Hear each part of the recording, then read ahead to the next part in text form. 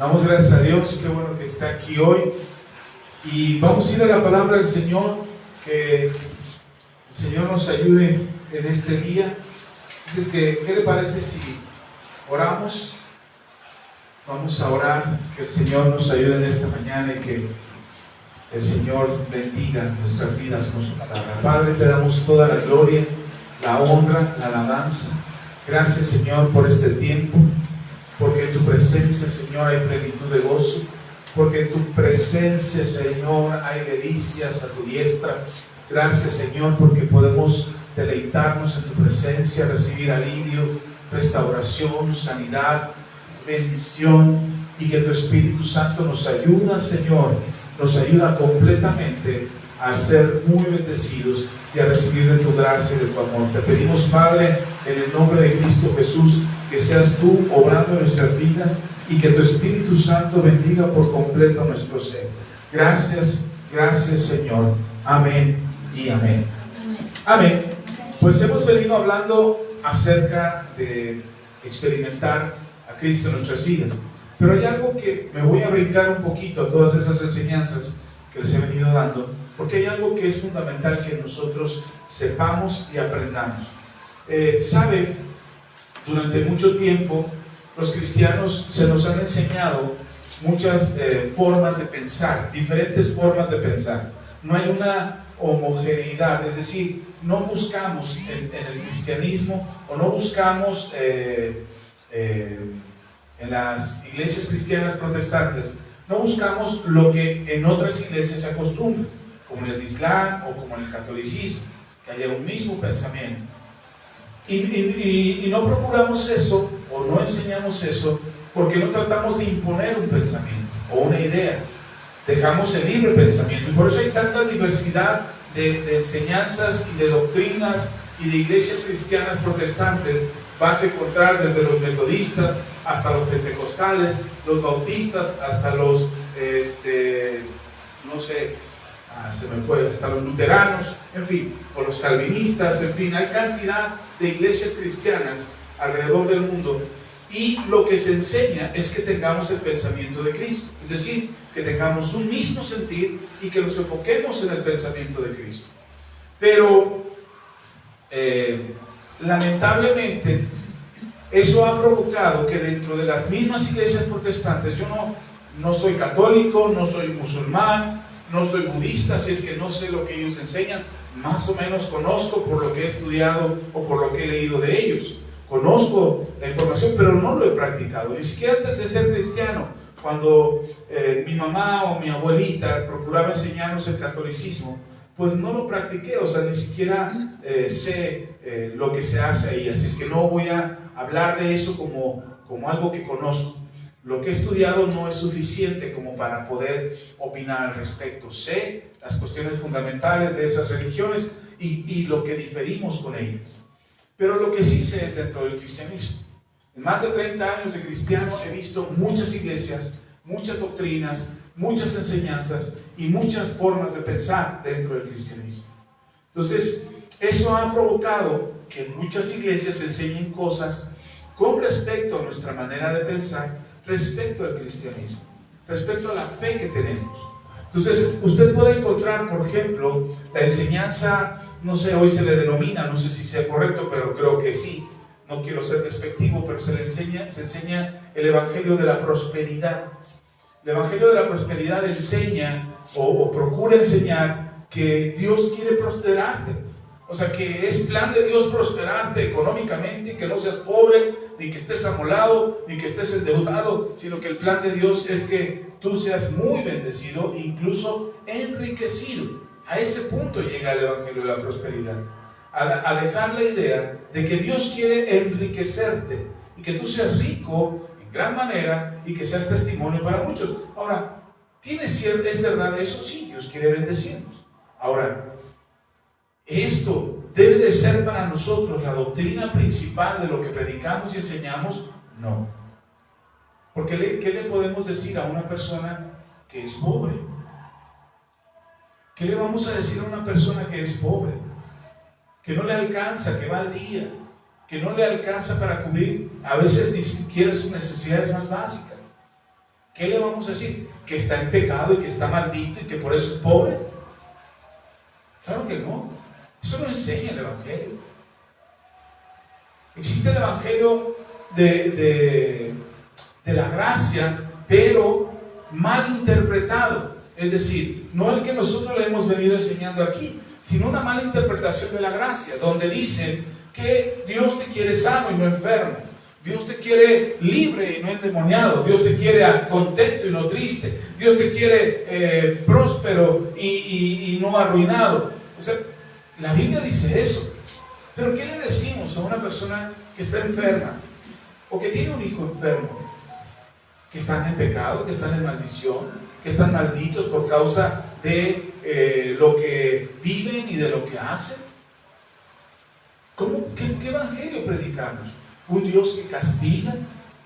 Y aquellos que no les va bien en la vida, les decimos que están mal o que les va mal porque Dios los está castigando. ¿Sí está conmigo? Entonces, ¿qué hacemos con el evangelio? ¿Cuál es la enseñanza que vamos a dar? ¿Qué vamos a compartir? ¿Cuál es la fe que compartimos? Y entonces, cuando se le añaden muchas características al evangelio que nada tienen que ver con lo que la Biblia nos enseña, enseñamos cosas raras.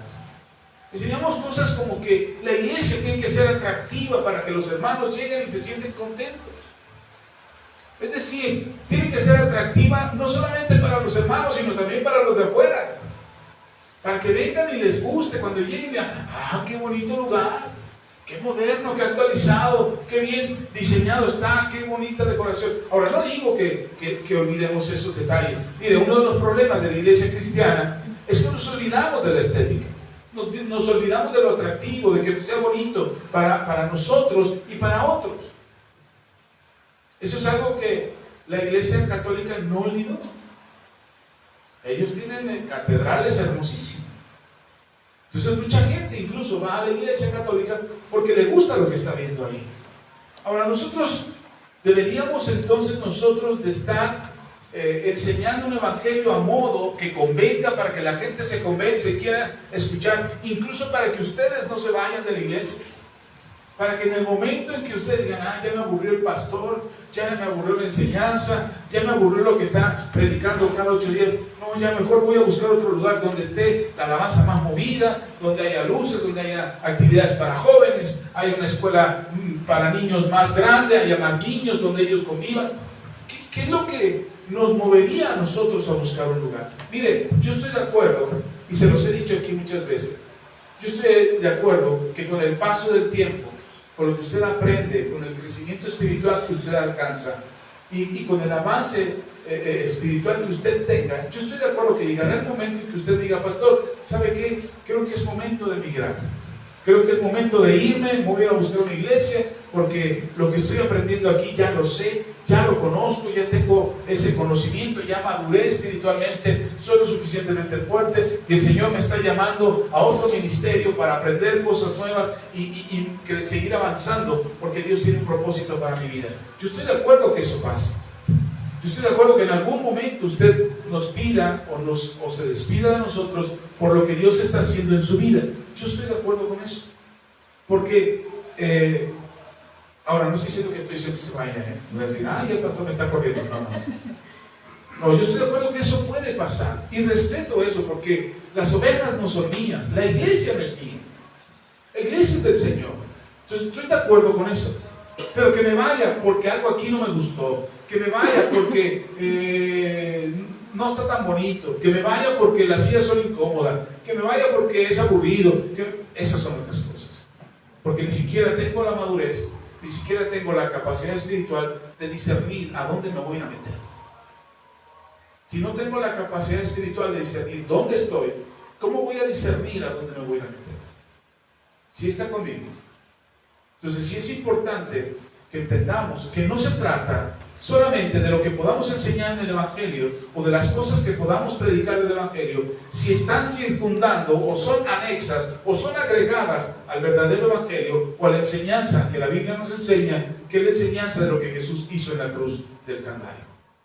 Entonces sí es importante que usted y yo entendamos que va a haber muchos evangelios. El apóstol Pablo dice, sea anatema, sea maldito, sea maldición, si alguien viene y les enseña un evangelio distinto al que nosotros les hemos predicado. Y lamentablemente las iglesias, hoy en día, las iglesias protestantes, se enseñan evangelios distintos a lo que el evangelio de nuestro Señor Jesús predica. Y es importante que usted lo sepa, y es importante que pueda distinguir cuál es el evangelio que ustedes y yo debemos de creer. ¿Cuál es el evangelio de la cruz? ¿Cuál es el evangelio de Jesús? Y ese es el que predicamos y ese es el que enseñamos. Y entonces cuando usted lo sabe, lo distingue, lo aprende, lo reconoce en la Biblia y dice, esto es lo que el Señor Jesús enseñó, esto es lo que creo, esto es lo que cree mi iglesia, esto es lo que predica mi pastor. Y entonces usted tiene discernimiento para que cuando escuche otra cosa diferente, otra cosa rara, otra cosa que le va a atribuir a usted virtud o que le va a añadir al evangelio virtudes que no le corresponden, entonces usted pueda distinguir. Incluso por si algún día, Dios me libre, y toco madera, como dicen por ahí, pero si algún día más adelante yo me desviara del evangelio que les hemos enseñado como fundamento de esta iglesia, usted pueda distinguir y tenga la libertad de decir, pastor, como que eso que enseñó no concuerda con el evangelio de la cruz, no concuerda con el mensaje de la Biblia. Y tenga libertad. Y si yo soy necio y me enterco y digo, no, porque yo soy el pastor y tengo la revelación y a mí Dios me habla, a ti no, el día que se me suban las neuronas a la cabeza o pierda las neuronas, cualquiera de las dos cosas puede pasar, usted tenga la libertad de decir, aquí ya se perdió el asunto, vámonos. Y eso es un llamado para la iglesia de hoy en día. Las cosas que se están enseñando, las cosas que se están predicando, no solo en la iglesia, también en internet, porque ahora hay pastores de internet. Nosotros predicamos y enseñamos y transmitimos a través de internet. Y tenemos hermanos que son de otros lados, que están en otros lados, que están en Estados Unidos, que están en otros estados del país, que son parte de esta iglesia y no somos pastores de internet, ellos son parte de esta iglesia. Los ministramos, los aconsejamos, los vemos cuando se puede. Nuestra hermana que está en Estados Unidos, que nos ve y escucha las prédicas, cuando viene a México y tiene posibilidades de vernos, nos avisa, pastores, voy a estar en México y nos vemos, aunque sea media hora, 2 horas, pero nos vemos, oramos por ella, cómo está hermana, cómo le va, y a través de las transmisiones que tenemos y las llamadas por teléfono y los mensajes que hacemos, tenemos comunicación con ellos. Pero no es que no tenemos una iglesia virtual de internet, tenemos una iglesia física, estamos aquí nos reunimos y desde aquí extendemos el manto. Pero hay muchas cosas que están pasando en la iglesia y usted tiene que tener la capacidad de distinguir. Hermano, hermana, hoy ponga toda la atención porque de esto depende su salvación. Todo lo que usted pueda atender en este mensaje, porque de esto depende su salvación.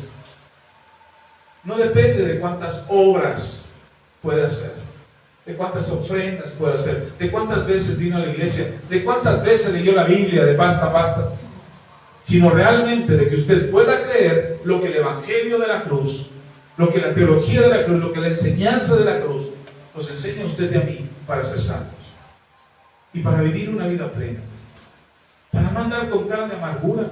De verdad, a veces se nos nota la amargura y aunque uno dice, ¿y de qué iglesia vas? Cuando ande amargado no diga que viene aquí, porque nos falta. Cuando anden contentos, sí, voy a manto nuevo y todo está bien. Sí, ahí sí. Pero a veces, de verdad, el peso de lo que llevamos en el corazón y lo que no alcanzamos a discernir en el espíritu se refleja en nuestra conducta diaria, en nuestra manera de pensar, en las decisiones que tomamos, en la aflicción que viene sobre nuestros hombros. Hace muchos años yo enseñé acerca de la depresión y que yo les decía aquí, desde el púlpito, lo diga, ahí debe estar el video, quién sabe desde hace cuánto tiempo lo enseñé, pero yo decía aquí desde el púlpito, si estás deprimido, no te deprimas. Así lo dije. Y mis hijos me agarraron, mis 3 hijos me agarraron de botana, diciendo, si estás triste, no estés triste. Si estás deprimido, no te deprimas. Y decían, no, bueno, la idea no era eso. La idea era enseñar que puedes salir de la depresión, que puedes salir de la tristeza, No solamente es el hecho de decir, hermano, ya, sonría, póngase contento. No, si tu espíritu no alcanza a distinguir y a discernir lo que la palabra de Dios enseña acerca de la opresión que tú recibes en este mundo, porque estamos en este mundo, y cómo lo que hizo Jesús en la cruz del Calvario nos redime de este mundo, entonces vamos a vivir afligidos, vamos a vivir atrapados, vamos a vivir con un peso en nuestras almas que nos impide salir adelante. No importa cuál circunstancia esté. Mire, el apóstol Pablo decía, andamos en este mundo, andamos peleando en este mundo, nos andan dando los catorrazos, pero no nos han vencido. No tenemos nada, dice Pablo, no tenemos nada, pero andamos enriqueciendo a todos. Esa actitud de Pablo no es una actitud de martirizarse, de, ay, sufro por amor de Dios, o por amor a Dios más bien, por amor a Dios sufro. No, hermano. La vida que el Señor Jesús nos llamó a vivir es una vida en libertad, pero no solamente es de dientes para afuera, no solamente para que cantemos libre.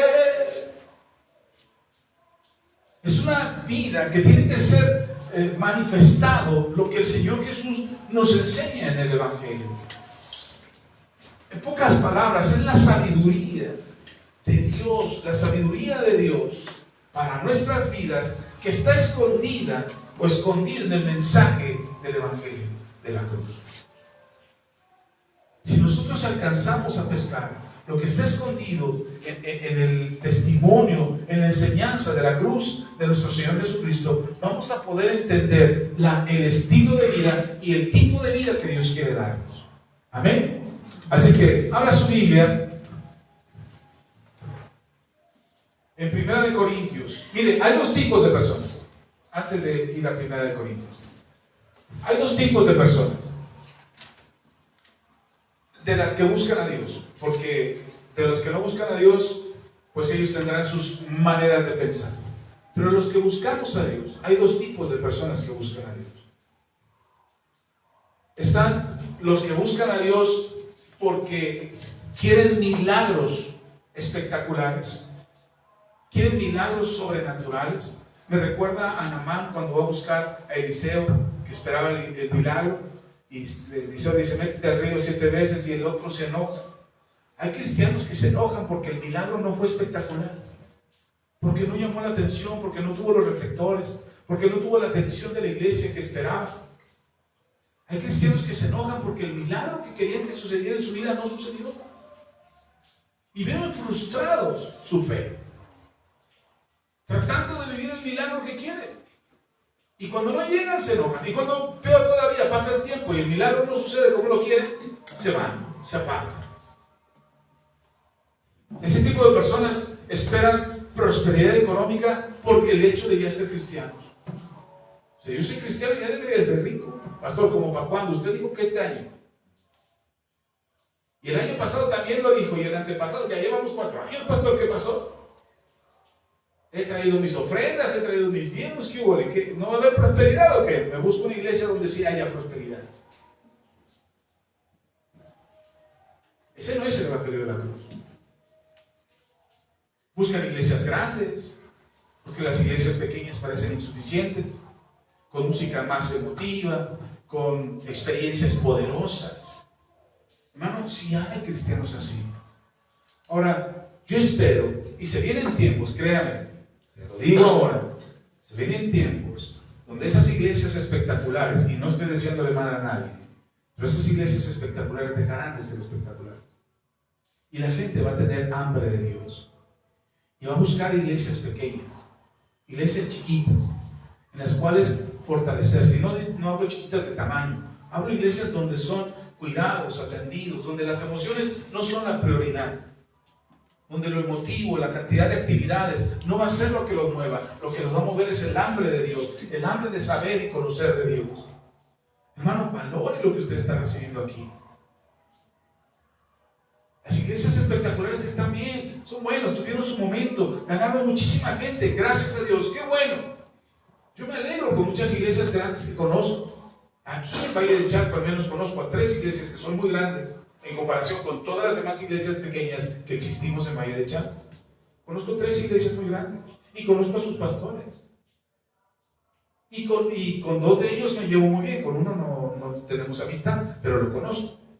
Las demás iglesias, en promedio, estamos hay dos iglesias pequeñas, las que son entre 50 y 100 miembros, más o menos, y las otras que somos de menos de 50 miembros. Pero de ahí en fuera, todas las iglesias son así, pequeñas. Ahora, el que sea pequeña no significa que sea espiritual y que se predique lo correcto. Conozco pastores de iglesias pequeñas que están amargados porque su iglesia no crece. Aún usted lo conoce, predica ahí en Manto Nuevo. No es cierto, ya lo superé. Porque estoy convencido de que algo que podemos hacer es enseñar el Evangelio y enseñarlo correctamente. Y que usted conozca el Evangelio de manera correcta y que crea y tenga su fe fundamentada en las enseñanzas y en las palabras de nuestro Señor Jesucristo. Entonces, el otro tipo de personas son las que buscan a Dios en medio del dolor. No es que están buscando a Dios para que se acabe el dolor. Buscan a Dios a pesar del dolor. Hermano, la iglesia cristiana, la iglesia del Señor, ese remanente del que habla la Biblia, del que habla incluso para el final de los tiempos, esa iglesia, yo estoy convencido, se los he dicho aquí muchas veces, yo estoy convencido que Dios va a tomar su iglesia, cuando venga por su iglesia, va a tomar su iglesia no solamente de entre los cristianos protestantes. Yo pienso que probablemente, no tengo la certeza porque no puedo decir con certeza que sí es, pero creo por lo que veo y por lo que he visto en muchas otras religiones, que hay gente de otras religiones que será salva, que serán salvos por amor a Dios, porque en verdad están buscando a Dios. La iglesia, lamentablemente, no cubrimos las expectativas de las personas, ni suplimos la necesidad que las personas tienen. Ustedes son la iglesia, no el edificio.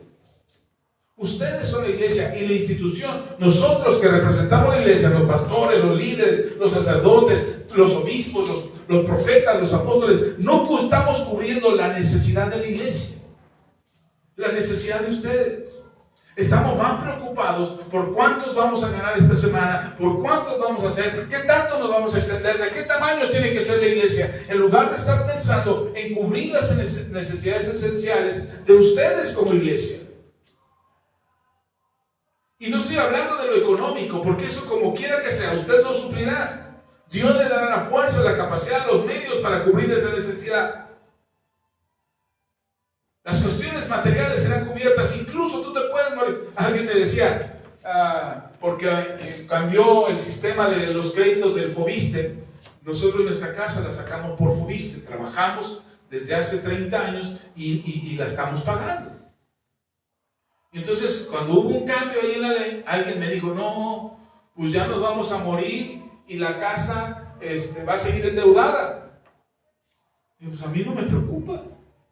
Yo cada quincena a mí me descuentan de mi cheque el pago de mi casa. De hecho, yo hago de cuenta que no gano lo que debería de ganar por el descuento de la casa. Entonces yo gano lo que me da ya con el descuento de la casa. Entonces ese es mi salario. Yo lo que yo pienso.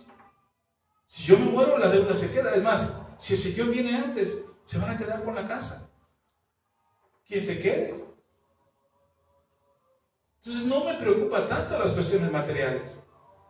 No te preocupe tanto tus cuestiones materiales. Hay algo más esencial. En medio del dolor, este tipo de personas son las que buscamos a Dios, aún en medio del dolor. A pesar del dolor. A pesar de los errores de las instituciones eclesiásticas, a pesar de los errores de los líderes de las iglesias, a pesar de nuestros errores, usted busca a Dios. ¿Sí me explico? ¿Sí está conmigo? Y el hambre que usted tiene de Dios y la pasión que usted tiene de Dios le va a distinguir en medio de un mundo que se está colapsando porque no buscamos a Dios. La enfermedad, el fracaso, la soledad, la pérdida, no son determinantes de nuestro amor a Dios. Es decir, hay gente que se enferma y ya se enojó con Dios. Hay gente que no tiene trabajo y se enoja con Dios. Ay, ¿por qué yo? Ay, ¿por qué a mí? Tiene problemas y se enoja con Dios. Se le va el camión, se levantó tarde, corre y le chifla el camión y se va y se enoja con Dios. Ay Dios, ¿por qué no lo detuviste? A ese extremo llega la gente. Nosotros, usted y yo, a pesar de las circunstancias, amamos a Dios. Sobre las circunstancias, amamos a Dios. Y eso es lo que nos distingue. Ahora, no nos vamos al extremo de, sí Señor, yo sufro por causa de ti. Sí Señor, yo sufro por amor a ti. Cuando todo se derrumba, seguimos a Dios. Ahora sí, 1 Corintios. Capítulo 1, versículo 18. Dice la palabra de Dios.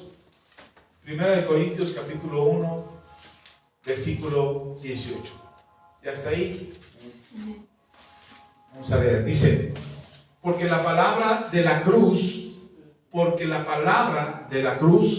es locura a los que se pierden, pero a los que se salvan, esto es, a nosotros, es poder de Dios.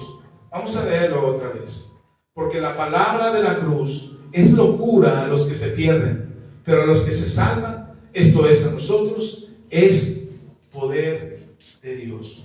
Esto a grandes rasgos, hermano, este versículo encierra todo lo que es el evangelio de la cruz o la teología de la cruz. Es lo que ustedes y yo deberíamos de creer. Es lo que ustedes y yo nos debería de mover todos los días. No importa cuáles sean tus circunstancias, no importa cuál sea tu situación. Si tú le has creído a Dios y has creído en su palabra y has creído que Jesús es el Hijo de Dios, que se hizo hombre y que vino a morir en la cruz del Calvario para perdón de nuestros pecados y que resucitó al tercer día, que fue sepultado y resucitó al tercer día, hermano, tú crees el evangelio de la cruz. ¿Sí están conmigo? Pastor, es que no sé mucho del evangelio, no he aprendido, es mi primer año en la iglesia, o es mi primera semana en la iglesia, o no sé mucho del evangelio de la palabra, porque no he tomado ningún discipulado, porque no soy muy constante en la iglesia. Si tú crees esto, si tú crees lo que te acabo de explicar, tú estás creyendo el evangelio de la cruz, y por lo tanto crees en todo lo que el Señor Jesús dijo que sucede y que pasa a través de su sacrificio en la cruz. Porque no es solamente que murió en la cruz y resucitó al tercer día, bendito Dios por eso, pero todo lo que hizo y todo lo que implica ese sacrificio de la cruz del Calvario es lo que nos da a nosotros vida plena. Otra vez, vuelvo a leer conmigo. Porque la palabra de la cruz es locura a los que se pierden, pero a los que se salvan, esto es, a nosotros, es poder de Dios. Ahora, si leemos un poquito más abajo, el versículo 22 al 24 dice: porque los judíos piden señales y los griegos buscan sabiduría, pero nosotros predicamos a Cristo crucificado, para los judíos ciertamente tropezadero y para los gentiles locura, mas para los llamados, así judíos como griegos, Cristo, poder de Dios y sabiduría de Dios. Una de las cosas que les he enseñado aquí constantemente es que cualquier tipo de problema que tenemos es por falta de sabiduría. ¿Tienes problemas económicos? Es falta de sabiduría. ¿Tienes problemas en tu matrimonio? Es falta de sabiduría. ¿Tienes problemas con tus hijos, en el trabajo, con tu vecino, con tus papás? Cualquier problema es falta de sabiduría. Y sabe, el problema es que ni siquiera nos damos cuenta que no tenemos sabiduría. Culpamos a todo el mundo, culpamos a todos, culpamos a cualquier cosa. Le echamos la culpa de lo que nos está pasando a cualquier circunstancia, a nuestro pasado, al pasado de nuestros padres. Yo me acuerdo que yo enseñé hace muchos años: hermanos, usted está pobre porque está maldito por sus papás. ¿En serio? A ese grado llegamos a enseñar. Llegamos a enseñar que muchas de las cosas que nos pasan son cuestiones que culpamos a otros, que es responsabilidad de otros, y no asumimos la responsabilidad de que a nosotros nos corresponde, precisamente porque nos falta sabiduría. Pero dice la palabra del Señor que lo que sucedió en la cruz, para los que creemos, no solamente es sabiduría de Dios, también es poder de Dios. ¿De qué poder? Para andar haciendo que floten las cosas, para transformar las cosas, para hacer alquimia, convirtiendo el plomo en oro. ¿Poder para qué, hermano? El apóstol Pablo lo dice en Filipenses 4:13. Todo lo puedo en Cristo que me fortalece. Yo lo diría así: tengo el poder en Cristo para hacer cualquier cosa, porque Él me fortalece. Creo que a eso se refiere el apóstol Pablo aquí en Corintios, cuando nos dice que el evangelio de la cruz, que lo que sucedió en la cruz del Calvario es sabiduría de Dios y es poder de Dios para nosotros. No, para todo el mundo, no dice que para todo el mundo. Dice que para los que creen, porque incluso el apóstol Pablo explica ahí en 1 Corintios capítulo 22 que los judíos piden señales. Es decir, para los judíos del tiempo de Pablo, del tiempo de nuestro Señor Jesús, creer en un Mesías crucificado era tropezadero. Era tropezar. Ellos no creían que su Mesías iba a estar crucificado. Por eso cuando se les hablaba del Mesías, ellos decían: amén, gloria a Dios, qué bueno que está el Mesías. Pero cuando le decían, fue crucificado para perdonar su pecado, ese no es el Mesías. El Mesías vino a liberarnos de los romanos. El Mesías tenía que sacarnos con poder. El Mesías tenía que hacer caer fuego del cielo, que los ángeles se levantaran. Así como cuando Eliseo estaba rodeado con sus siervos, ¿se acuerdan? Que estaban rodeados en la ciudad, y el siervo sale y se asoma y está bien asustado y dice: nos van a matar. Y Eliseo dice: no, tranquilo. Es que no ves el ejército, sí, pero tú no estás viendo el ejército mayor que está detrás. Y Eliseo ora y le dice: Padre, oh Dios, que mi siervo pueda ver. Estoy parafraseando la oración. Que abre sus ojos para que pueda ver. Y el siervo entonces ahora puede ver ángeles y un ejército de ángeles de fuego rodeando al enemigo. Y entonces ahora sí empieza a sentir alivio y calma. Y los judíos creían que Jesús iba a hacer que así apareciera un ejército de ángeles en caballos de fuego, en carrozas de fuego, para vencer a los romanos. Y cuando le dicen: no, el Mesías vino a morir por ti en la cruz para salvarte de tus pecados, no, eso no puede ser. Y tropezaban en lugar de edificarse en la piedra del ángulo que es nuestro Señor Jesús. En lugar de edificarse para salvación, se tropezaban para perdición. Y los griegos buscaban sabiduría. Es decir, hay un hombre, hay un maestro que enseña sabiduría, que sus palabras son tremendas, y ellos escuchaban y decían: wow, sí es cierto, esas palabras son tremendas. Escuchan a Pablo dar un sermón increíble ahí en Atenas y están maravillados. Y cuando dicen: vengo a hablar de Jesús que fue crucificado, no. Como un maestro, como la sabiduría de un rey, como la sabiduría de un Dios depositada en hombres como ustedes, vino a ser crucificado. Por eso era locura, no podían aceptar, no era sabiduría, ellos creían que era locura. Pero para los que hemos creído, para nosotros que predicamos a Cristo crucificado, ahí está el poder real de Dios. Dice el versículo 25, lea conmigo el 25. Porque lo insensato de Dios es más sabio que los hombres, y lo débil de Dios es más fuerte que los hombres. Este es el evangelio que nosotros predicamos. Esta es la enseñanza que compartimos. Porque para otros es locura, para otros es tropezadero, pero para nosotros es poder real, es sabiduría de Dios. Y cuando nosotros entendemos lo que la Biblia enseña, lo que la cruz nos enseña, y nos aferramos a esto, entonces entendemos que lo que la Biblia dice acerca de nosotros y nuestra relación con Dios es verdad. Y puedes entender por qué el sufrimiento. ¿Por qué te pasa lo que te pasa? ¿Por qué perdiste dinero? ¿Por qué te enfermaste? ¿Por qué tuviste problemas? ¿Por qué te corrieron del trabajo? ¿Por qué te robaron algo? Y empiezas a entender, ok, Señor, entiendo, no se trata de que yo sufra y que padezca solo por padecer, o que sufra solamente para que yo sea un ejemplo de castigo y que el mundo se arrepienta, porque a los que les va mal es porque Dios los está castigando. ¿Se acuerdan de Job y sus amigos? Cómo los sentencian y los señalan. Ya hablamos de él hace unas semanas atrás. Y cómo los acusan y los sentencian, y eres pecador y Dios es justo, pero tú eres malvado. Y pensamos, los cristianos pensamos que pues sí, que Dios nos está castigando porque me lo merezco.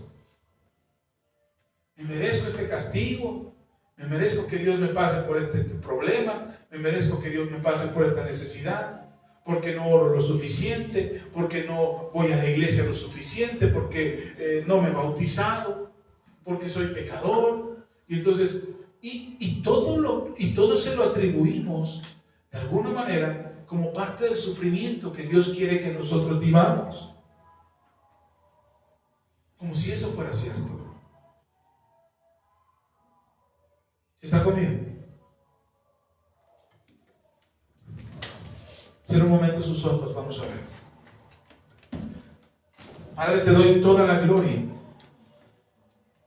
Y sé, Señor, que esta palabra es fuerte y es difícil de asimilar.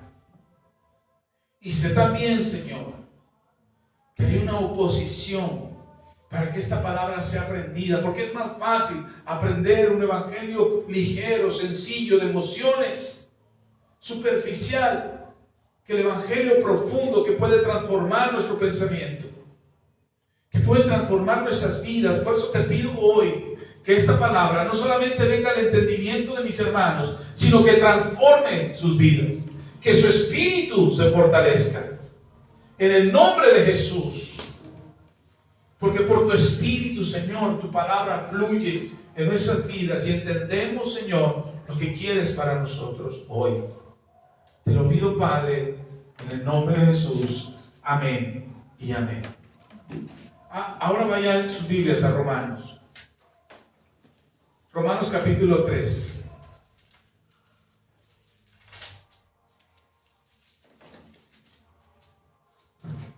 Amén. Dice la palabra del Señor. Pastor, entonces no tenemos que sufrir como cristianos. No tenemos que sufrir, no tenemos que padecer, no tenemos que pasar por dificultades en este mundo. Hay cosas que a veces nos suceden y nos pasan y nos hacen creer que es parte del plan de Dios. Me explico. Cuando alguien se enferma, piensa, dice, bueno, Dios quiso que me enfermara. Cuando alguien tiene problemas económicos muy fuertes, piensa, Dios quiso que me pasara esto económicamente. Cuando hay problemas en la familia, que la familia se desintegra, se pelean, se separan, hay quienes piensan, dicen, Dios quería esto para mi vida, por eso pasó. Y pensamos todavía mal, le doblamos la apuesta y decimos, porque si Dios no quisiera que esto pasara en mi vida, Él lo hubiera evitado. Y a veces no podemos explicarnos muchas cosas de los que nos acontecen, sobre todo las cosas terribles, las cosas malas. No podemos explicar lo que nos acontece porque no alcanzamos a entender la diferencia que hay entre la justicia de Dios y su misericordia. La justicia de Dios y el amor de Dios por nosotros. Y si no logras separar eso, muchas de las cosas que te acontezcan te van a decir, es que Dios así lo quiso. Dios quiso que me enfermara. Dios quiso que me peleara con mi familia. Dios quiso que me quedara pobre. Y pensamos eso y creemos que esa es la voluntad de Dios. Pero hermano, la noticia que te tengo es que no es así. No todo lo que te pasa, no todo por lo que sufres, estaba en el plan de Dios. Y no estoy diciendo que se le salió de control a Dios. Ojo con esto. Porque no estoy diciendo, pues es que te pasó porque Dios se descuidó. Y ni modo, pues hermano, aguántese, pues ya que andaba Dios distraído. Y por eso te pasó lo que te pasó. No. Pero de pronto adjudicamos situaciones a Dios sin conocer por qué nos está pasando lo que nos está pasando. Ok, vamos a Romanos capítulo 3, versículo 23 al 26. Dice, por cuanto todos pecaron y están destituidos de la gloria de Dios, siendo justificados gratuitamente por su gracia, mediante la redención que es en Cristo Jesús, a quien Dios puso como propiciación por medio de la fe en su sangre para manifestar su justicia, a causa de haber pasado por alto en su paciencia los pecados pasados, con la mira de manifestar en este tiempo su justicia, a fin de que Él sea el justo y el que justifica al que es de la fe de Jesús. A ver, mire este pasaje, yo lo tuve que leer varias veces para tratar de descifrar un poquito lo que Pablo nos estaba diciendo aquí. Me gustaría leerle la Nueva Versión Internacional para que ustedes escuchen las dos versiones y regresamos a la Reina Valera para explicarle lo que quiero decir. Dice, pues todos han pecado y están privados de la gloria de Dios, pero por su gracia son justificados gratuitamente mediante la redención que Cristo Jesús efectuó. Dios lo ofreció como un sacrificio para obtener el perdón de pecados, el cual se recibe por la fe en su sangre. Así demostró su justicia, porque a causa de su paciencia había pasado por alto los pecados pasados. Lo hizo para demostrar en el tiempo presente su justicia. De este modo, Dios es justo y a la vez el que justifica a los que tienen fe en Jesús. Ok, cuando tratamos de explicar las cosas que nos pasan, mire, uno de los argumentos que tiene la gente que no quiere creer en Dios es: ¿por qué si Dios es bueno le pasan cosas buenas a personas malas? Al revés, pero no, sí está bien. Le pasan cosas buenas a personas malas y le pasan cosas malas a personas buenas. Porque he escuchado frases como: ¿por qué se mueren los buenos? ¿Por qué se mueren primero los buenos? ¿Por qué no se muere la gente mala y los buenos se quedan? Sobre todo cuando se trata de nuestros seres queridos. He escuchado frases como esa, tratando de argumentar que nuestra justicia o nuestra percepción de nuestra justicia es mucho mejor que la percepción o la declaración de la justicia de Dios. Pero en este pasaje el apóstol Pablo nos explica, en el libro de Romanos, nos explica que Dios es justo. Dice, Él es justo. Nosotros somos los pecadores. Por eso dice en el versículo 23, por cuanto todos pecaron, están destituidos de la gloria de Dios.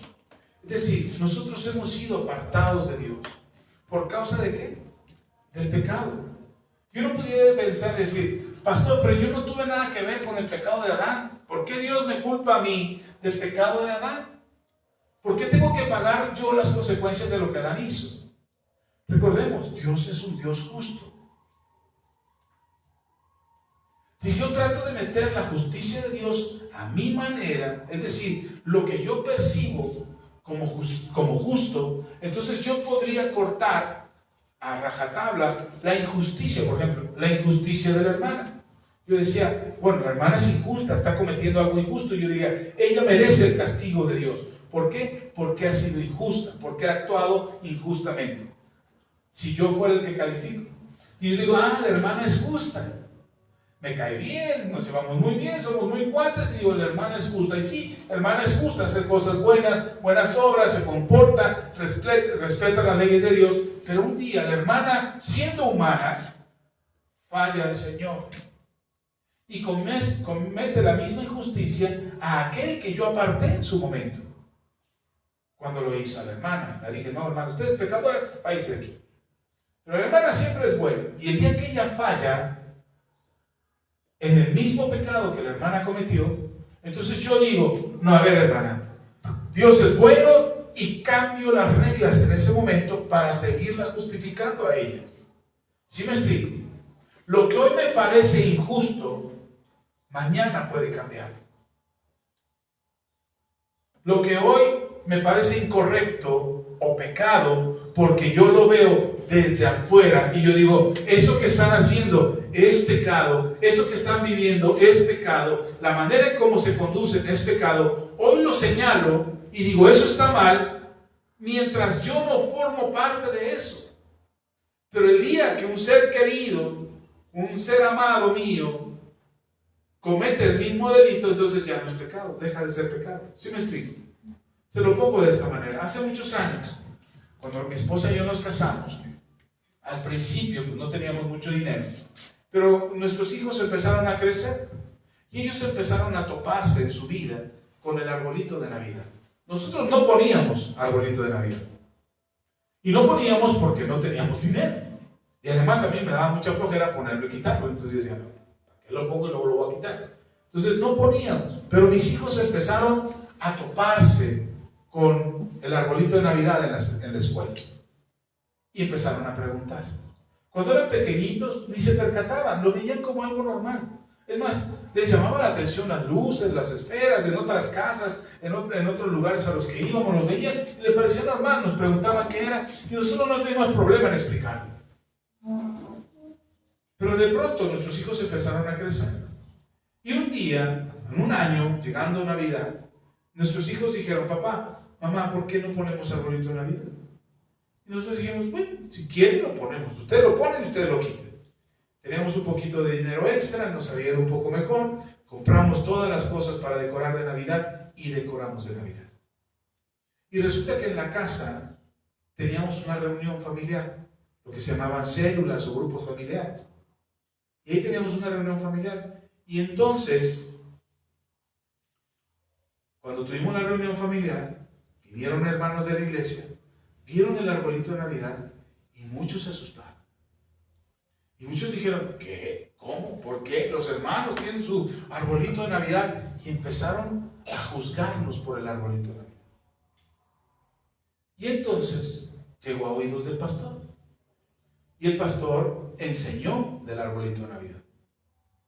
Dijo que el arbolito de Navidad era una institución pagana, que era algo establecido por los druidas, por los celtas, era algo que representaba cierta adoración al sol y muchas cosas que yo desconocía. Yo la verdad, yo no ponía el árbol por adoración al sol ni por ser druida o celta. No, yo ponía yo ponía el arbolito por tradición. En mi casa, mi mamá siempre puso arbolito de Navidad. Y no tenía problema, porque para mí no significaba nada. Es más, para mí ni siquiera representaba la Navidad. Y menos cuando conocí el Evangelio y sabía que la Navidad significaba el nacimiento de Jesús, y después cuando me enteré que Jesús no había nacido en diciembre, pues tampoco significaba nada el arbolito. Pero para la iglesia sí. Y entonces dejamos de poner el arbolito. No por miedo, no por el que fueran a decir, sino porque para muchos era piedra de tropiezo. Y por amor a ellos, nosotros no pusimos arbolito. Y de pronto nos separamos de la iglesia, porque el Señor nos llamó al pastorado, iniciamos la iglesia, y un día mis hijos, oye papá, ¿y si ponemos arbolito de Navidad? Ya grandes, ya mis hijos adolescentes. Pues si quieren, igual, la misma regla, ustedes lo ponen, ustedes lo quitan. Compramos otra vez para el arbolito y lo pusieron. Ahora, usted nunca verá que yo ponga un arbolito aquí. Pero ¿se acuerda este diciembre cómo estaba? Me dice mi esposa, oye, voy a tener la reunión con las mujeres. ¿Me permites decorar con luces y cosas ahí? Digo, no me tienes que pedir permiso, no estamos haciendo nada incorrecto. Hazlo. Y decoramos, ahí están los videos, ahí se ven las luces, ahí se ve la decoración. Ahora, ¿eso es un problema? No, pero para muchos es tropezadero. Porque creen que eso determina la salvación. ¿Sí está conmigo? Y entonces, le regreso al ejemplo que le estaba dando. En la iglesia en la que estábamos, se nos señaló, se nos acusó y se nos dijo que nosotros éramos, prácticamente nos dijeron que éramos celtas y druidas y que adorábamos al sol. Porque teníamos un arbolito de Navidad en la casa. Pasó el tiempo, nosotros nos separamos, iniciamos la iglesia y un día, visitando a unos de esos hermanos que nos señalaron y que nos acusaron, lo vimos en diciembre y tenía su puerta abierta y en la sala de su casa había un mega arbolote de Navidad. Y yo dije, ¿por qué habrá sido? Y los pastores de la iglesia en la que nos congregamos también pusieron un arbolito de Navidad. Y de repente, ahora yo no estoy diciendo que está mal cambiar de parecer, no, de ninguna manera. Lo que yo estoy diciendo es que nuestra justicia, la manera en cómo juzgamos a los demás, está limitada a nuestras circunstancias. Y si yo quiero, porque yo creo que soy justo, porque yo creo que me conduzco correctamente, y yo quiero que Dios juzgue como yo juzgo, ese es el problema. Y entonces de pronto pienso que la manera de proceder de Dios o la manera en cómo actúa Dios no es correcta, que Dios está equivocado, que no me parece bien que los que hacen lo malo les vaya bien y los que hacemos lo bueno, que somos todos nosotros, nos vaya mal. Que Dios tan injusto tenemos. Pero aquí el apóstol Pablo en Romanos capítulo 5, 23 nos dice, por cuanto todos ¿qué? Pecaron, están destituidos de la gloria de Dios. Es decir, de nosotros no hay uno justo. No hay uno que pueda decir, mi justicia es correcta. Yo puedo juzgar a la hermana y juzgar a la hermana y salir bien librado. No, hermano, porque mi justicia no es correcta. Mi justicia está determinada por mis circunstancias. Las justicias de los países, las justicias de las naciones están determinadas por sus circunstancias. Hay naciones donde sus reglas son muy estrictas y la justicia que ellos aplican, como asesinar a un criminal o cortarle las manos a un ladrón, eso, si nosotros lo pusiéramos aquí en nuestra constitución, diríamos, ¡qué salvajes! Y nuestra constitución es diferente. Y entonces decimos, ¿por qué nuestra justicia no es como la de Dinamarca? O nuestra justicia no es como la de Estados Unidos. Porque son circunstancias diferentes. Porque son culturas diferentes. Pero la justicia de Dios no está delimitada ni por raza, ni por cultura, ni por circunstancias. Entonces, si Él nos llama pecadores, ¿qué somos? Pecadores. Porque Él es justo en su naturaleza y su justicia es eterna. Su justicia no mide con una vara a la hermana y con otra vara mide a la hermana para pasarlas a las dos. Si me estoy explicando.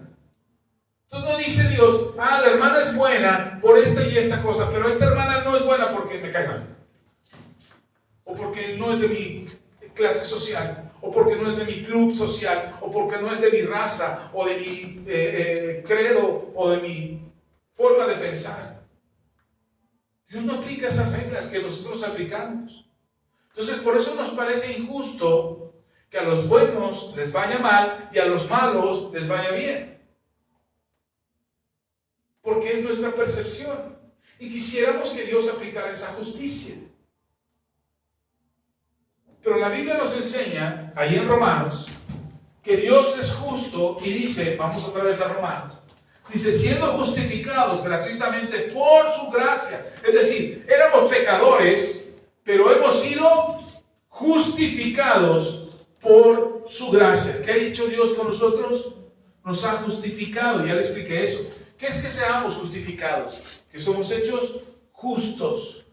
Y como le expliqué unas semanas atrás, el ser justo es inmediatamente a nuestras vidas. No es paulatino, no es un proceso. Es que eras culpable y ahora eres justo. Es que eras pecador y ahora eres justo. ¿Cómo aplica eso en tu vida? Inmediatamente. No es con el tiempo, hermano. No es con cuántos discipulados tomas, ni con cuántas enseñanzas tomas de la iglesia, ni cuántas cosas cumples con la iglesia, ni cuántas obras haces. El que seas justificado es inmediato. Si tú crees lo que Jesús vivió en la cruz del Calvario y todo lo que implica el mensaje de la cruz, que dijimos que para otros es locura, pero para nosotros es poder de Dios y sabiduría de Dios. Cuando tú crees eso, entonces inmediatamente eres justificado. ¿Han visto el uniforme de algunas prisiones que es color anaranjado? ¿Ok? ¿Qué hacen cuando salen los presos libres? ¿Les dejan el uniforme? No. Les quitan el uniforme y les dejan salir con sus ropas. Cuando tú eres justificado, para que no se le olvide, a ti no te quitan el uniforme naranja. Te lo dejan ahí. Pero cuando eres justificado, te viste con la justicia de Dios. Con ropas nuevas. Hechura nueva. Pensamiento nuevo. Sabiduría del cielo. Justificación divina. Eso es con lo que te viste inmediatamente. ¿Por qué no te quitas del uniforme anaranjado y te visten encima? Pastor, entonces sigo siendo culpable. No. Ahora delante de Dios eres justo. Pero tu origen es el pecado. Originalmente estás hecho o fuiste o permitiste que el pecado estuviera en tu vida. una vez justificado, la vestidura de la justicia de Dios es la que te cubre. Y lo que ve Dios es tu justicia, no tus obras de justicia, tu justicia, la justificación que te cubre. ¿Sí está conmigo? Las obras de justicia son el resultado de ser justo. No es al revés. Las obras de justicia no te hacen justo. Eres justo y por lo tanto tienes obras de justicia.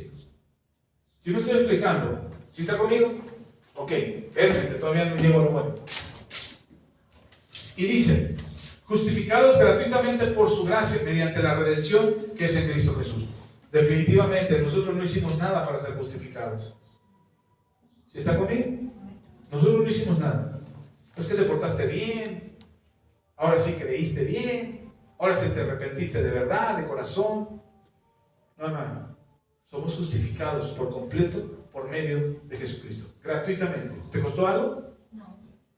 Gratuitamente. Y dice por su gracia, es decir, a ti no te costó nada, pero alguien pagó por ello. No es que se anda regalando salvación así nada más.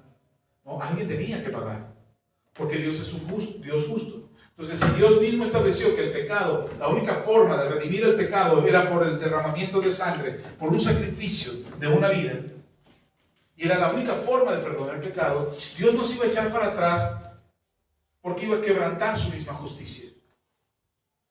Él tenía que cumplir lo mismo que él había establecido. ¿Sí está conmigo? Ok. Romanos capítulo 5 dice en el versículo 8.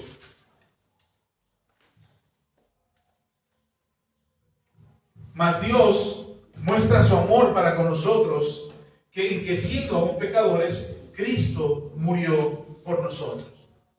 Otra vez, mas Dios muestra su amor para con nosotros, en que siendo aún pecadores, Cristo murió por nosotros. Leímos en Romanos 3:23, por cuanto todos pecaron, están destituidos de la gloria de Dios. Y ahora leemos en Romanos 5:8, dice que Dios muestra su amor para con nosotros, en que siendo aún pecadores, no está negando lo que dijo en Romanos 3:23.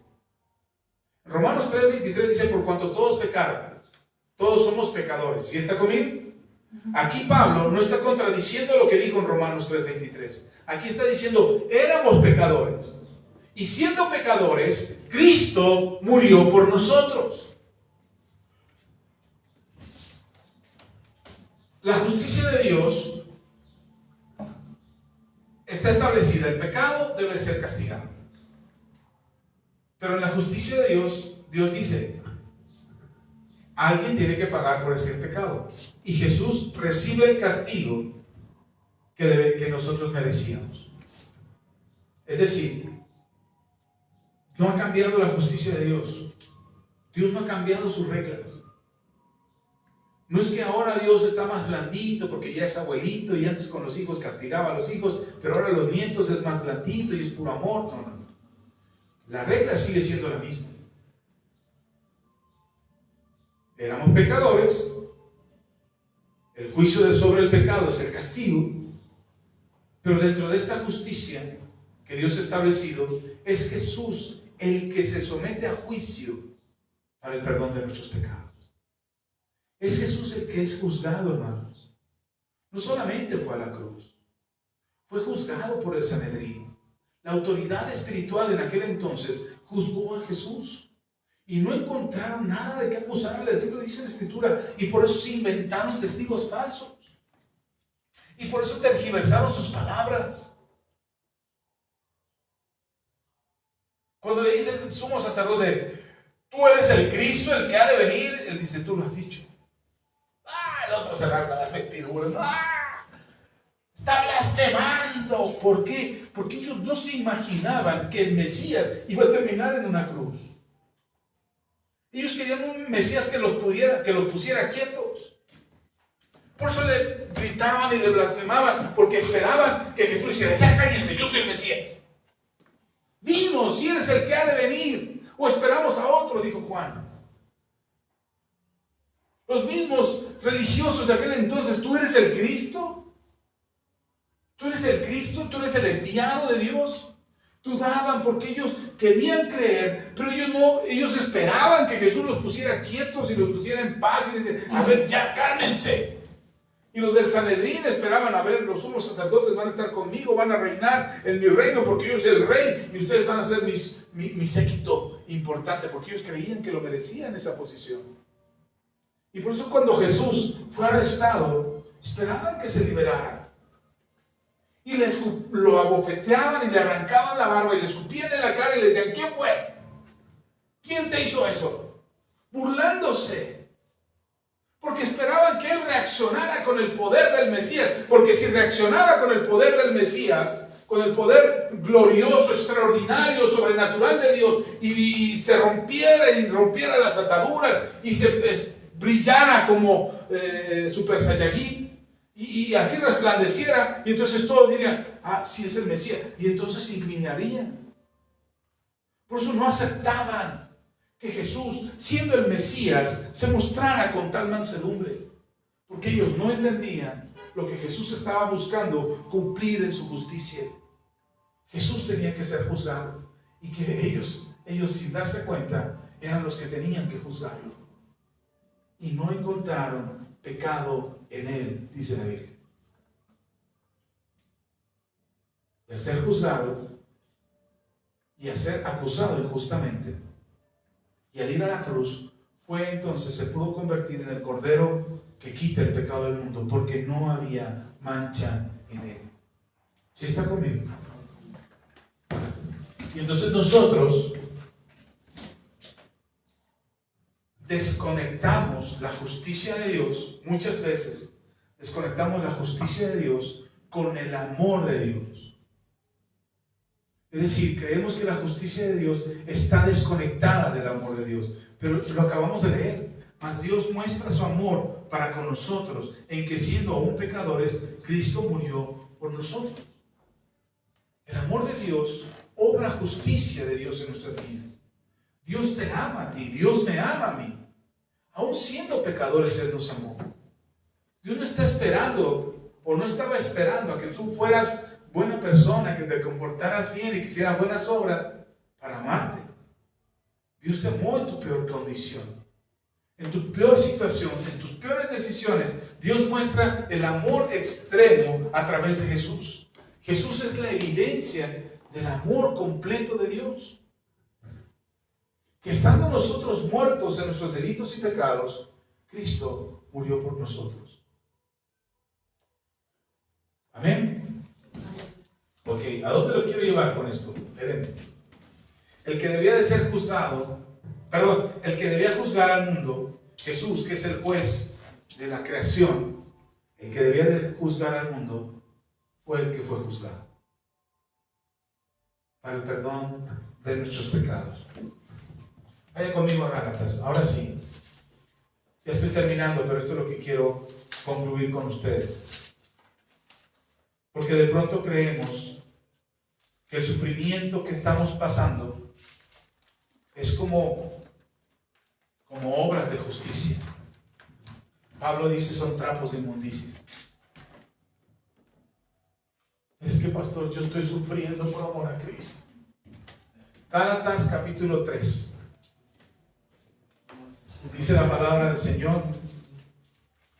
Después de Romanos está Corintios, y después de Corintios, Gálatas. Gálatas capítulo 3, vamos a leer versículos 13 y 14. Dice la palabra del Señor. Cristo nos redimió de la maldición de la ley, hecho por nosotros maldición, porque escrito está, maldito todo el que es colgado en un madero, para que en Cristo Jesús la bendición de Abraham alcanzase a los gentiles, a fin de que por la fe recibiésemos la promesa del Espíritu. Otra vez, déjeme leer versículos 13 y 14. Cristo nos redimió de la maldición de la ley. ¿Escuchó? Cristo nos redimió de la maldición de la ley, hecho por nosotros maldición, porque escrito está, maldito todo el que es colgado en un madero, para que en Cristo Jesús la bendición de Abraham alcanzase a los gentiles, a fin de que por la fe recibiésemos la promesa del Espíritu Santo. La maldición de la ley es condenación que merecemos. Hermano, la ley no está escrita equivocadamente. La ley de Dios es perfecta, como dice Pablo. La ley de Dios es perfecta y fue escrita ahí para que nosotros tuviéramos noción, entendimiento, nos quedara claro qué es pecado. La ley es como un maestro que nos enseña lo que está bien y lo que está mal, cuando nuestras conciencias están cauterizadas. Es decir, cuando yo me he corrompido tanto mi corazón por mis malas actitudes, por mis malos hábitos, por los pecados que cometo. He corrompido tanto mi conciencia que ya no puedo distinguir lo que está bien de lo que está mal. ¿Sí está conmigo? Entonces, para eso nos sirve la ley. Un delincuente que roba y que sale a robar todos los días y que es que yo robo porque mi hijito necesita medicina, está muy enfermo, entonces no tengo trabajo, nadie me contrata, no tengo estudios, mi apariencia, soy tan pobre que mi apariencia no me permite ir a conseguir un trabajo digno, entonces lo que hago es robar. ¿Está justificada la razón por la que roba? ¿Tiene razón el hombre para ir a robar porque su hijito necesita medicamento? ¿Tiene razón al hacerlo? No, no tiene razón. Y lo puede agarrar la policía y le puede decir, oye, tú no puedes andar robando. Dice, es que no sabía que robar era delito o que estaba prohibido. ¿Lo libra de ir a la cárcel? No. El que él desconozca que lo que está haciendo es un delito, ¿lo libra de ir a la cárcel? No. Entonces, ahora que está en la cárcel, él tiene que aprender la ley que le va a enseñar que lo que está haciendo es delito. ¿Sí me expliqué? Ok. A lo mejor tú has cometido actos que son pecado, que tú crees que son normales en tu vida, que no está mal que los cometas. Entonces, mientras no conoces la ley de Dios, tú puedes decir, esto todo el mundo lo hace. Todo el mundo se insulta, todo el mundo se pelea, todo el mundo le quita 100 gramos al kilo. Todo el mundo hace esto, todo el mundo roba, todo el mundo tranza, que no tranza no avanza. ¿No tenemos esa cultura? Ok, tú no conoces la ley de Dios. Tú nunca has estado en contacto con la ley de Dios. Por lo tanto, tu conciencia se ha corrompido. No está mal que me emborrache cada 8 días. Mientras yo cumpla de lunes a sábado, no importa que el domingo me ponga bien borracho, o que me eche unas cervezas, o que me tome unas caguamas. No tiene nada de malo, porque ya trabajé toda la semana, ya lo desquité. Es para desestresarme. ¿Ya? ¿Eso no dicen eso la gente? Ahora, ¿qué está pasando? Sus conciencias, su manera de pensar, ya no sabe distinguir lo que está bien de lo que está mal. Porque una vez que está borracho, insulta a todo el mundo, se pelea con la mujer, maltrata a los hijos, golpea a los hijos.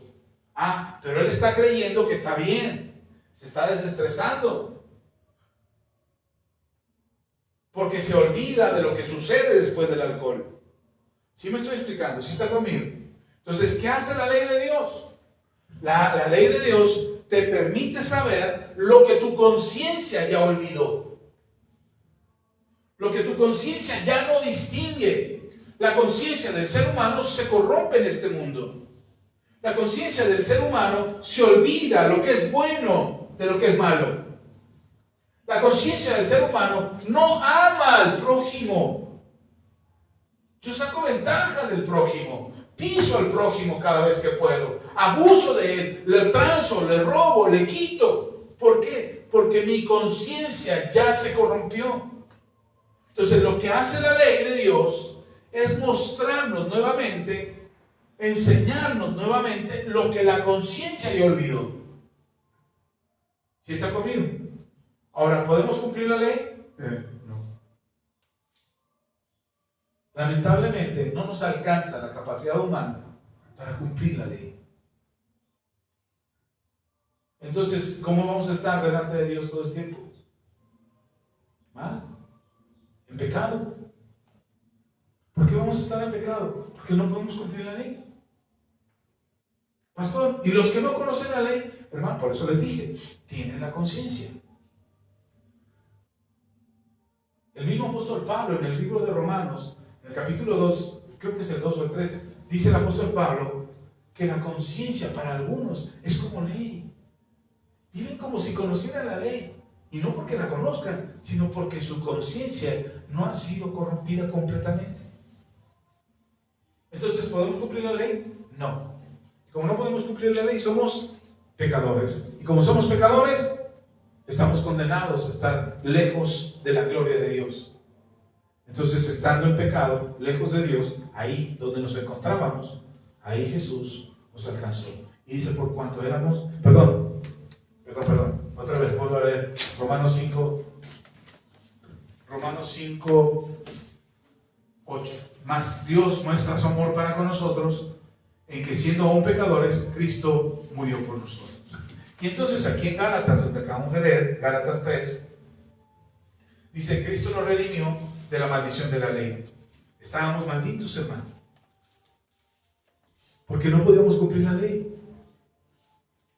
Y entonces la maldición que había para aquellos que no cumplían la ley era la sentencia de muerte eterna, lejos de Dios, apartados de su gloria. Por cuanto todos pecaron, están destituidos de la gloria de Dios. Pero Cristo vino y murió por nosotros.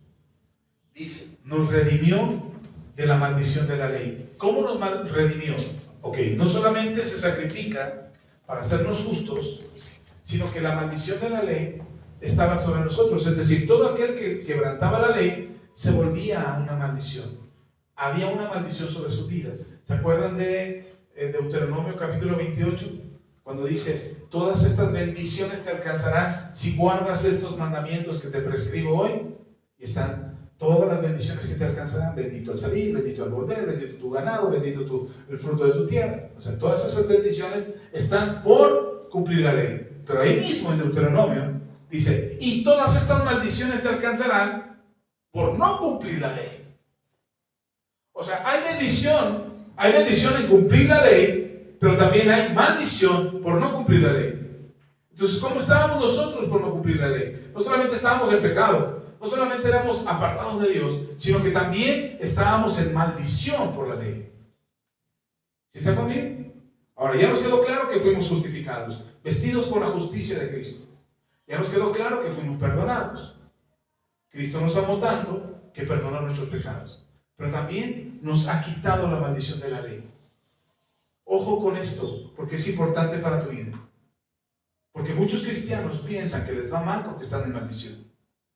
Muchos cristianos piensan que las cosas no les funcionan, no les resultan, no tienen una vida como la quisieran porque hay una maldición. Incluso culpamos a los padres.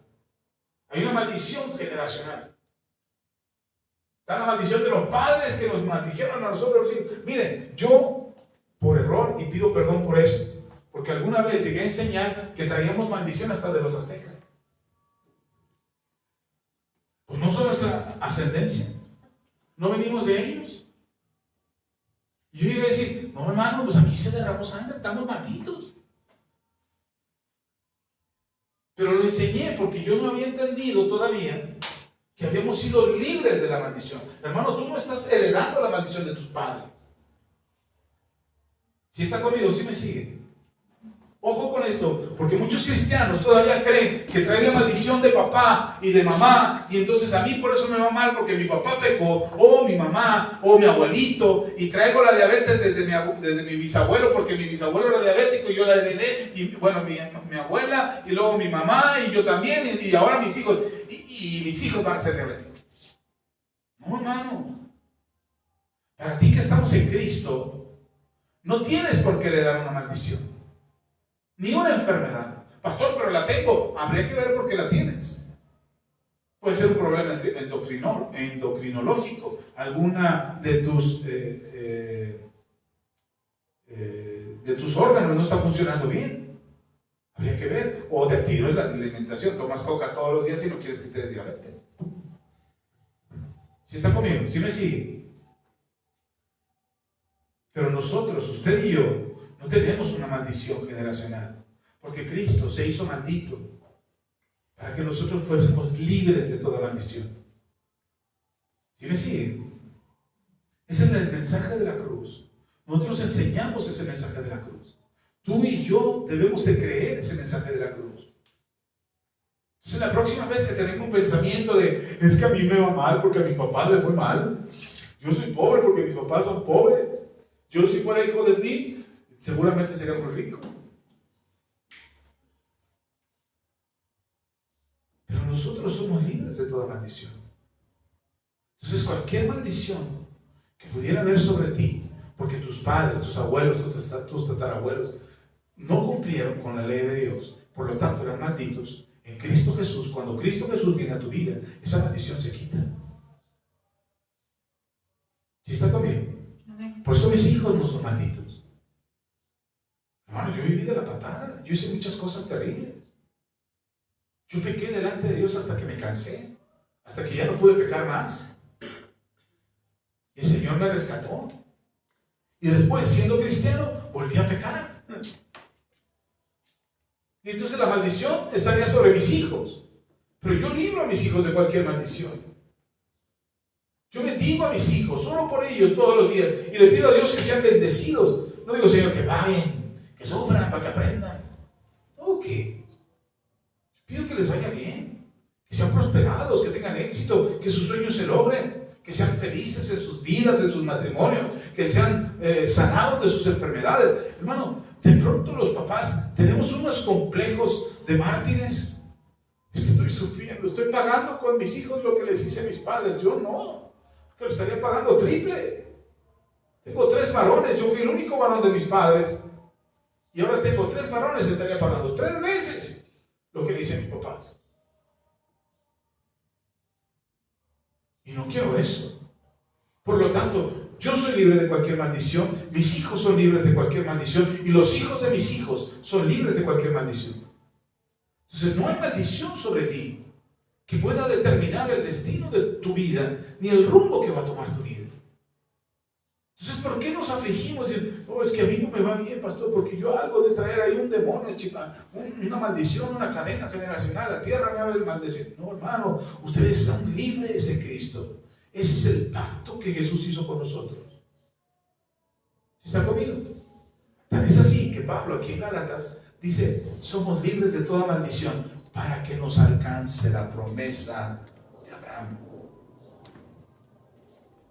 A los gentiles, a los que no somos judíos. ¿Se dan cuenta? Porque eso de que es que el pueblo de Dios son de tal nación. No, hermano, el pueblo de Dios es el remanente que Dios ha apartado a través de los siglos, en toda la historia de la humanidad, que han creído en Él. Ese es el pueblo de Dios. Porque incluso entre los cristianos hay quien se dice ser pueblo de Dios y no lo es.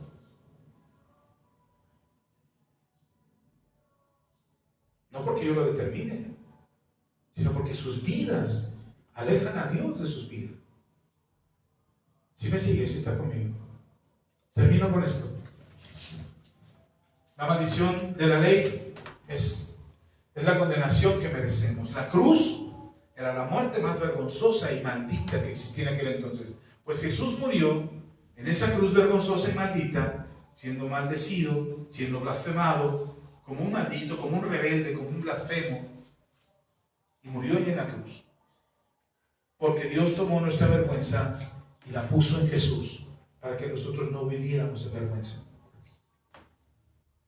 ¿Sí está conmigo? Entonces, si las cosas no te están resultando hoy, pastor, es que las cosas no me están resultando hoy, ok, está bien, lo entiendo, pero no, eso no tiene por qué ser una vergüenza en tu vida. ¿Sí está conmigo? Es que no me está yendo bien hoy, pastor, por eso mejor me escondo, me meto en una cueva para que nadie me vea. Voy a salir de la cueva cuando todo esté bien. Cuando me haya sacado la lotería, cuando tenga carro nuevo, cuando esté sano completamente, ahí sí voy a salir de la cueva, que todos vean el milagro que Dios ha hecho. No, hermano, así no funciona la fe. Nosotros en medio de la prueba no estamos en vergüenza, porque no estamos malditos. En medio de la situación difícil no estamos en vergüenza, porque lo que nos está pasando Dios ya lo ha redimido. Y si Dios permite que ciertas situaciones pasen en mi vida, no es como castigo, ni para ponerme de ejemplo de lo mal que le va a uno cuando se porta diferente a lo que dice la palabra. Quiero que somos redimidos. No tiene por qué vivir en vergüenza. Hemos sido justificados. Hemos sido perdonados. Hemos sido librados de cualquier maldición. No vivas en vergüenza. Pastor, pero las cosas no me están funcionando. Estoy enfermo, no tengo dinero. Ok, ¿y cuál es el problema? Pues que estoy enfermo, pastor. ¿Sí? ¿Y? Pues es que quiero estar sano. Ah, esa es la diferencia. ¿Qué tienes que hacer para estar sano?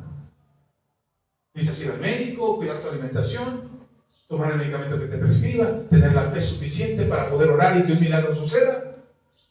Pero si no pasara, ¿Dios ha cambiado? Si no salgo de la enfermedad, ¿Dios ha sido diferente conmigo? ¿Ha sido injusto? No. Esa es la diferencia entre el Evangelio, que quiere atribuirnos gloria a nosotros, darnos prosperidad, sanidad, todo el tiempo estamos bien, todo el tiempo sonriendo, todo el tiempo somos felices. Al Evangelio de la cruz, cuando el Señor Jesús nos enseña, el que quiera ser mi discípulo, tome su cruz y sígame. Mateo capítulo 16, versículos 24-25 dice: si alguno quiere venir en pos de mí, niéguese a sí mismo. ¿Cómo? Niéguese a sí mismo, tome su cruz y sígame. Porque todo el que quiera salvar su vida, la perderá. Y todo el que pierda su vida por causa de mí, la hallará. Pablo nos dice en 2 Corintios capítulo 12, versículos 9 y 10: bástate mi gracia, porque mi poder se perfecciona en la debilidad. Por tanto, de buena gana, dice Pablo, me gloriaré más bien en mis debilidades, porque cuando soy débil, entonces soy fuerte. El evangelio que nosotros predicamos, cuando hablamos de sufrimiento, de tomar la cruz y seguir a Jesús, no se trata del sufrimiento que yo busco por mí mismo. Otra vez, no se trata de hacerme mártir, como lo hacen aquí el 12 de diciembre. ¿Han visto la peregrinación? Ese no es el sufrimiento que Dios espera de nosotros. Sufrimiento es el que viene por las circunstancias, por el mundo en el que nos encontramos, por las cosas que nos pasan, ajenas a nosotros o que nosotros mismos provocamos. Ese sufrimiento que nos acontece cuando nosotros estamos cerca de Dios, nos da testimonio de que seguimos el Evangelio de la cruz. Estamos, hermanos, ustedes y yo tomamos la cruz todos los días, ¿o no? Todos los días usted toma su cruz para seguir a Jesús. Ay, pastor, pero yo a veces siento que no. Hermano, enfrentas problemas, dificultades, necesidades, enfermedades. Todos los días estás pasando por una situación adversa a ti, contraria a ti, y la superas. El otro día te vuelves a levantar. ¿Alguno no se quiere levantar? Hábleme, yo voy y lo levanto. Me pongo una buena que no va a querer volverme a hablar en toda su vida. Pero Dios no quiere que busquemos un sufrimiento falso, donde la gloria sea para nosotros. Ay, aquí tomando mi cruz, aguantando a mi marido. No, habla con tu marido. Resuelvan sus diferencias. Ay, aquí aguantando mis hijos, son mi cruz, mis hijos son mi cruz. Ay, cómo sufro con mis hijos. No, habla con ellos. Hay que saber las cosas que están haciendo mal. Muéstrales la verdad de la palabra. Acabo de escribir un libro que se llama Carta para mis hijos. Ya lo había escrito, pero lo acabo de publicar. Y ahí está. Yo le dije a mis hijos, me dicen, oye, se lo mandé a mis hijos primero. Revísenlo y denme su opinión. Pero son cosas que quiero hablar con ellos siempre. Algunas ya las he hablado antes. De hecho, ellos lo conocen bien mis conversaciones. Pero quise que quedaran en un papel, porque son cosas que se tienen que hablar con los hijos. Son temas que tienes que hablar con ellos. ¿Tienes problemas? Háblalos. No digas, es que sufro por mis hijos. Habla. Mis hermanas y yo nos conocemos desde que yo nací. Las conozco a mis hermanas. ¿Y qué cree? Que recién estamos poniéndonos a platicar vía telefónica, en una videollamada. Nos ponemos a platicar los cuatro y nos damos cuenta que no nos conocemos bien. Que los cuatro tuvimos nuestra propia experiencia con nuestros padres. Y tenemos los mismos padres, pero cada uno tuvimos una experiencia diferente. Y eso ha generado malos entendidos entre nosotros. Bueno, pues nos hemos tomado el carácter. Mis hermanas se bajaron los pantalones y dijeron, vamos a platicar, necesitamos hablar. Y nos pusimos a hablar. Y no es que las cosas estuvieran mal. No es que estuviéramos peleándonos o no nos habláramos. No, nos llevamos muy bien. Cada vez que nos vemos, platicamos, bromeamos, jajaja, jijiji, pero hay cosas que no hablamos. Y dijimos, necesitamos hablarlas. Como hermanos, necesitamos hablarnos porque nos tenemos a nosotros. Porque mis papás están grandes y nos necesitan. Yo quisiera estar allá con ellas, pero no puedo estar allá con ellas. Ellas están batallando o llevando la labor y el trabajo para ayudar a mis padres. Ellas lo están haciendo y yo lo mejor que puedo hacer es orar por ellas y ayudarlas, y vamos a sanar nuestras almas y vamos a confiar en Dios y vamos a poner nuestras cargas en Él y que el Señor les bendiga. Pero tuvimos que hablarlo. No es una cruz para ellas el trabajo de ayudar a mis papás, ni para mí es una cruz el tipo de hermanas que tengo. Para mí no es una cruz mi esposa. Tenemos que hablarlo. Hay cosas que no nos gustan del uno del otro, pero tenemos que hablarlo. Ya llevamos 30 años de casados y aún todavía hay diferencias. Pues tenemos que hablarlo. Tenemos problemas financieros los dos y tenemos que hablarlo. Esa no es tu cruz, hermano. Ese no es el tipo de sufrimiento que tienes que llevar. Tu cruz son las cosas que no está en tus manos resolver, pero que puedes enfrentar con carácter, con sabiduría, con temor de Dios, y decirle a Dios, tú puedes ayudarme, tú puedes restaurarme, tú puedes sanar mi cuerpo, tú puedes bendecirme, pero si no lo hicieras, yo sigo creyendo en ti. Yo me sigo aferrando a ti. Yo sigo teniendo mi confianza porque tú me justificas, porque tú me libras de maldición, porque tú me perdonas mis pecados, porque me amas. Y tú puedes estar en una situación difícil, pero tener toda la fe en el Señor. ¿Sí está conmigo? Y eso es tomar la cruz.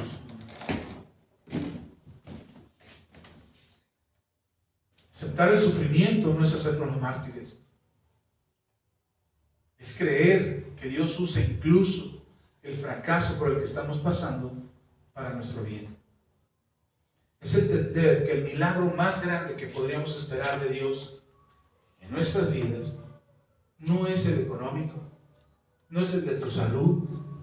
Porque yo he escuchado cristianos que dicen, si yo me resolviera Dios el problema económico, yo sería muy feliz. He escuchado a otros que dicen, si Dios sanara mi cuerpo, yo le serviría con todas mis fuerzas. Pero ese no es el milagro más extraordinario que Dios quiere hacer en tu vida. El milagro más extraordinario es la transformación de tu ser.